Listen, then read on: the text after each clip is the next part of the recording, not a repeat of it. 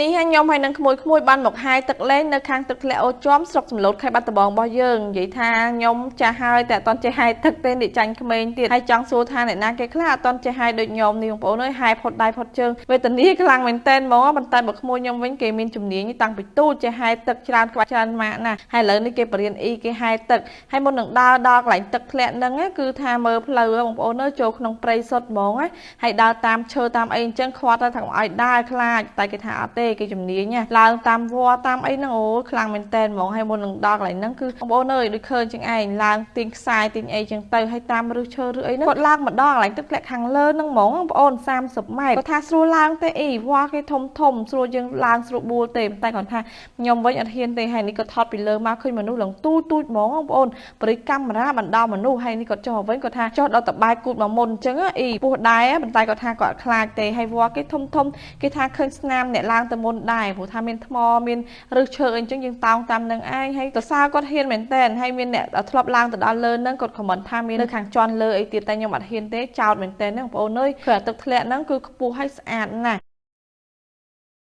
ថ្ងៃមុនទៀតខ្ញុំទៅលេងថ្ងៃមុនបងប្អូនមើលច្រើនមែនតើដោយសារឃើញគេចិញ្ចឹមត្រីចិញ្ចឹមអីមើលទៅទំនងហើយបើថាទឹកធ្លាក់ខ្មែរយើងខាងអូចំនេះមានត្រីមានអីដូច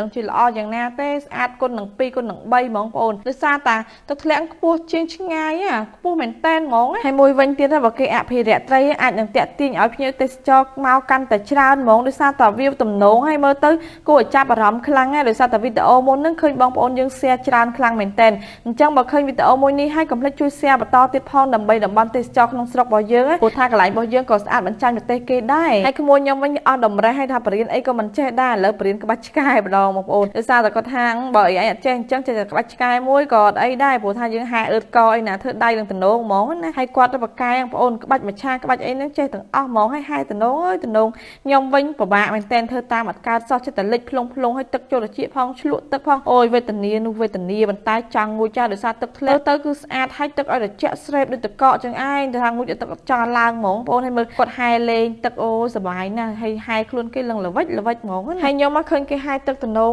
គឺចង់ចេះមែនតែនហ្មងហើយរៀនហាយលើកណាលេចរហូតបងប្អូនមិនដឹងធ្វើមិនបានចេះគេទេគឺល្ងង10គាត់មករឿងហាយទឹកនឹងហើយចង់សួរបងប្អូនណាខ្លះដូចខ្ញុំអញ្ចឹងកាន់ណាបានចេះអីអញ្ចឹងទៅដោយសារតែយើងឡើងចំណាស់នឹងហើយអត់ចេះហាយទឹកផងហ្នឹងហើយមកធីមអត់ចេះហាយទឹកយើងមិនសិនគ្នាម្នាក់មួយមកឬក៏មកឲ្យក្មួយប្រុសខ្ញុំបរៀនក៏បានដែរមកលេងទឹកធ្លាក់អូជាប់មករៀនហាយនឹងបងប្អូនដោយសារតែសារអាទិត្យហ្នឹងដឹងថាកម្រងទៅលេងខាងណាមកលេងខាងហ្នឹងមកដោយសារតែឥឡូវនេះរៀងស្ងាត់មនុស្សមែនតើអត់សូវមានមនុស្សទេដូចខ្ញុំទៅថ្ងៃហ្នឹងអញ្ចឹងតែមកធីមខ្ញុំហ្មងហ្នឹងបងប្អូនអញ្ចឹងអាទិត្យនេះគឺកុំភ្លេចបុកធីមមក